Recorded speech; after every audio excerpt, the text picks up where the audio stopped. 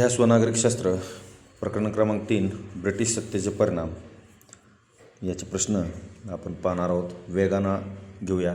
मराठ्यांच्या राजकारणात इंग्रजांचा शिरकाव कोणत्या पेशव्यांच्या मृत्यूनंतर रघुनाथरावांच्या पेशवेपदाचे लालसेपोटी झाला? पर्याय क्रमांक बी माधवराव पेशवे. पहिले इंग्रज मराठा युद्ध कोणत्या वर्षी सालबाईचा तह होऊन अधिकृतपणे संपले?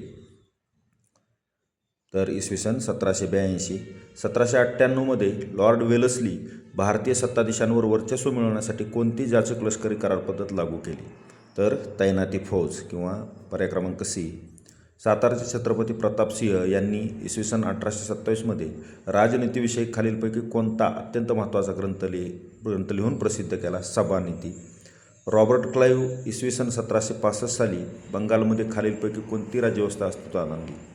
तर दुहेरी राज्यव्यवस्था. बघा, सगळे प्रश्न वेगानं घेतो आहेत आपण. जरा व्यवस्थित वाचायचा, व्हिडिओ पॉज करून प्रश्न वाचायचा आहे, लिहून घ्यायचा आहे आणि त्याचं उत्तर नोंदवून ठेवायचे.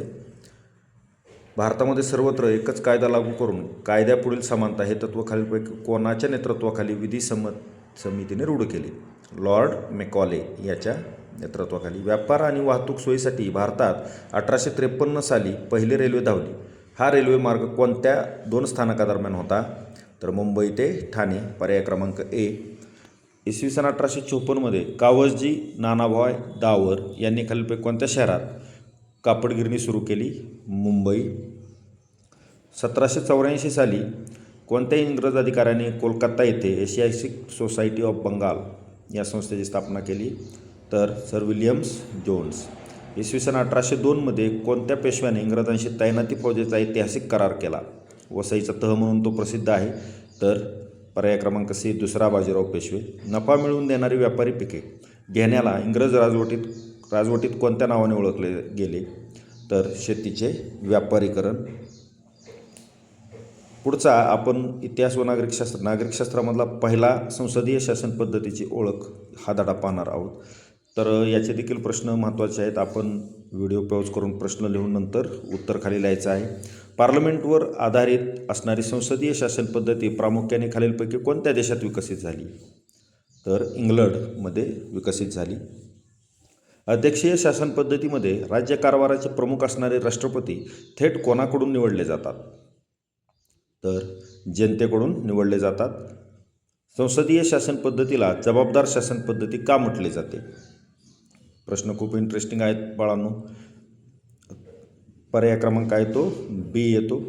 संसदीय शासन पद्धतीत एका खात्याचा निर्णय हा संपूर्ण मंत्रिमंडळाचा निर्णय मानला जातो. या वैशिष्ट्याला काय म्हणतात?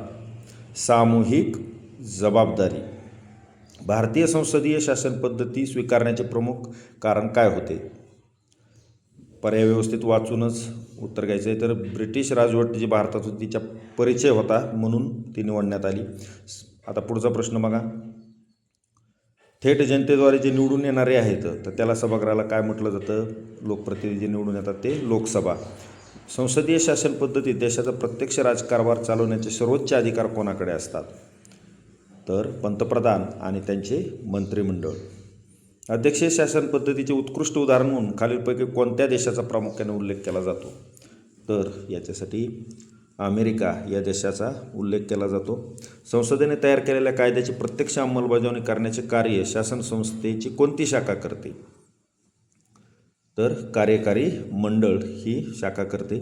लोकसभेच्या निवडणुकांमध्ये ज्या राजकीय पक्षाला स्पष्ट बहुमत मिळते तो पक्ष प्रामुख्याने काय करतो? तर सरकार म्हणजे मंत्रिमंडळ स्थापन करतो. संसदेत सार्वजनिक हिताच्या प्रश्नांवर चर्चा करताना धोरणातल्या किंवा कायद्यातील त्रुटी दाखवून देण्याचे महत्त्वाचे काम कोणते? तर विरोधी पक्ष हा ते कार्य करतो. अध्यक्षीय शासन पद्धतीबाबत कायदेमंडळ आणि कार्यकारी प्रमुख यांच्यातील संबंधाविषयी कोणते विधान खरे आहे? तर पर्याय क्रमांक बी हे विधान खरे आहे. धन्यवाद.